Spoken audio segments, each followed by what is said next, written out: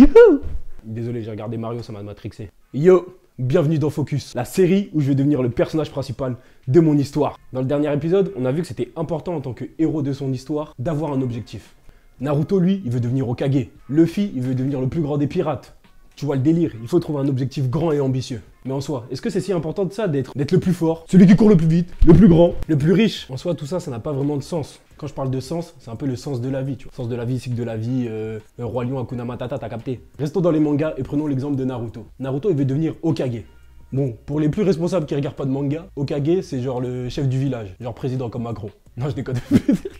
Je vais avoir des problèmes si je garde ça. Plus sérieusement, le Hokage, c'est le chef du village, celui qui protège la population. Et c'est censé être le plus fort, même s'il y a quelques nuances. Mais lui, le but de Naruto, c'est juste d'être reconnu du village. Et c'est pour ça qu'il veut être le Hokage, pour être accepté de tout le monde, lié à son passé difficile en tant qu'enfant. Et c'est cette idée d'être reconnu et accepté par tout le monde qui lui donne envie d'être Hokage. Et c'est vraiment ça, son objectif. Bon, là on parle d'un manga, mais essayons de mettre ça dans le monde réel. J'ai envie qu'on s'interroge sur le fait d'avoir un sens dans ses actes, dans son travail, tout simplement dans sa vie. Est-ce qu'on doit forcément avoir un sens dans son travail pour s'épanouir dedans? Bonne question. Est-ce que l'objectif qu'on a dans notre vie doit forcément avoir un sens profond? Vous avez 4 heures. Bon, je lâche des questions un peu au hasard comme ça, hein. J'improvise. Mais c'est vraiment pour s'interroger sur cette idée d'avoir un sens. Et là, je parle de travail parce que c'est souvent ce qui nous définit pour l'épanouissement dans notre vie. Bien sûr, on a tous des passions, mais souvent pour la plupart des personnes, le travail est l'objectif de leur vie. Et je parle de ça parce que comme expliqué dans l'épisode précédent, dans l'âge entre 20 et 25 ans, on est souvent perdu dans ce monde du travail. Et pour essayer de parler de ça plus précisément, parlons de mon cas. Moi, je suis magicien et ça, c'est ma passion et ça est devenu comme un second travail depuis très peu de temps. Mais sinon, dans la vie, j'ai un autre travail, mon vrai travail, pour lequel je me lève tous les matins et que je prends les transports. RER A, tout ça, les retards et tout, on en a marre, t'as capté. Ils sont en retard et en plus, ils augmentent le prix de la carte Navigo. Ça mérite qu'on se bagarre, tout ça, foufou. Dans la scène 7. Je deviens vieux là, oh terrible. Bref, j'ai mon travail et qui est dans la branche du divertissement. Je suis pas un médecin qui aide à sauver des vies. Je suis ni un grand savant qui réfléchit à comment faire évoluer le monde. Je suis juste quelqu'un qui travaille dans un secteur pour divertir des personnes. Et souvent, ces personnes n'ont pas forcément besoin de ce divertissement en plus.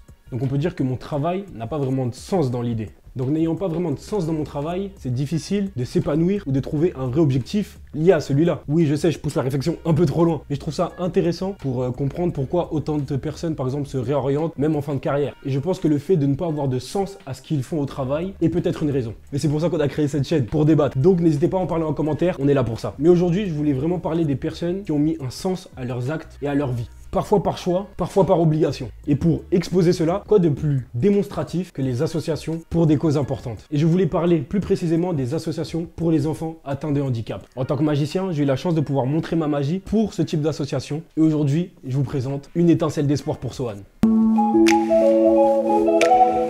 Donc l'association s'appelle Une étincelle d'espoir pour Sohan. Donc Sohan, comme tu as pu le voir, c'est le petit jeune homme, je ne sais pas si tu l'as identifié ou pas. Ouais.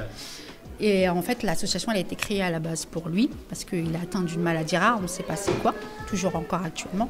Après, il a d'autres troubles aussi, d'autres pathologies, donc il est TDAH aussi, avec des troubles 10, et il a une polyarthrite rhumatoïde également, plus une maladie rare, non identifiée, qui est plus dangereuse pour le cerveau en fait. Okay. Voilà, mais ça c'est un peu... au quotidien, on vit sur le fil, en gros. Ensuite, à la base, j'ai pas voulu que en fait, l'association ne serve qu'à mon fils, parce que justement, il y a trop de besoins sur le territoire en fait, d'enfants avec diverses pathologies, que ce soit maladies rares. Là, comme tu peux le voir, en fait, il y a tout type de handicap ou de maladie. En fait, on est ouvert à tout le monde. Même si on ne va pas connaître la maladie ou le handicap, c'est pas grave, on va apprendre. Le but, c'est vraiment d'accompagner la famille, de créer des moments d'échange, de partage, et voilà, que personne ne se sente seul et que, en fin de compte, on est tous là pour un même combat et l'accompagnement de nos enfants, en fait. On peut voir qu'il y a vraiment un sens à ce que cette association existe. Leur combat est super important. Ils transmettent des valeurs super légitimes. Et pourtant, c'est souvent des combats qui sont peu mis en lumière. On en parle très peu, mais ils ont pourtant besoin de beaucoup d'aide. Et ça, c'est une vraie question à se poser. Pourquoi il n'y a pas assez de lumière sur ce type d'association? Et pourtant, leur combat est super important. Ils aident des personnes atteintes de handicap à vivre de manière normale, comme nous on peut le vivre. Et je peux vous le dire, qu'en ayant échangé avec eux, ils ont malheureusement très peu de soutien. En tout cas, pas assez de soutien par rapport à la valeur qu'ils apportent. Bon, après avoir posé toutes ces questions, le but c'est quand même de faire de la magie. Donc je vous laisse avec quelques images. Donc, une petite boule rouge que je mets ici. Cette boule rouge, hop, dans ta main on la laisse, ferme bien fort, fort, fort, fort. Fort, t'es prête?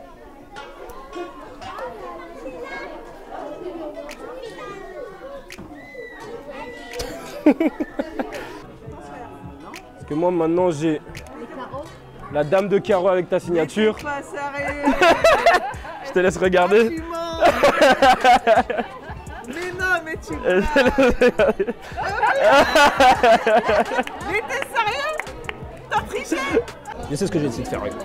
Si je la prends comme ça, là je fais ça. Hop, hop, hop. Hop. Elle a disparu, elle est là. Regarde, tu vois, elle a disparu. Et si je fais...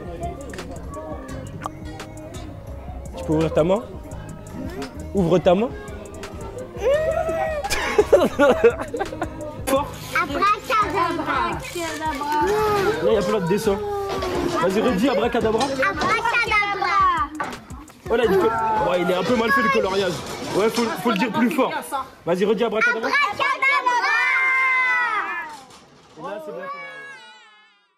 Comme un personnage principal, cette expérience m'en a appris un peu plus sur le sens de mon objectif. J'ai envie que ma magie inspire et aide les gens. Je suis assez sensible à tout ce qui touche à l'enfance, car pour moi, le meilleur moment de ta vie, c'est quand tu es jeune. Ta jeunesse doit être incroyable, remplie de joie et remplie de sourires. Bon, je le dis de manière très cliché, hein, mais c'est pour que tout le monde comprenne. Je pense que j'y vois un peu plus clair sur la mission de mon histoire maintenant.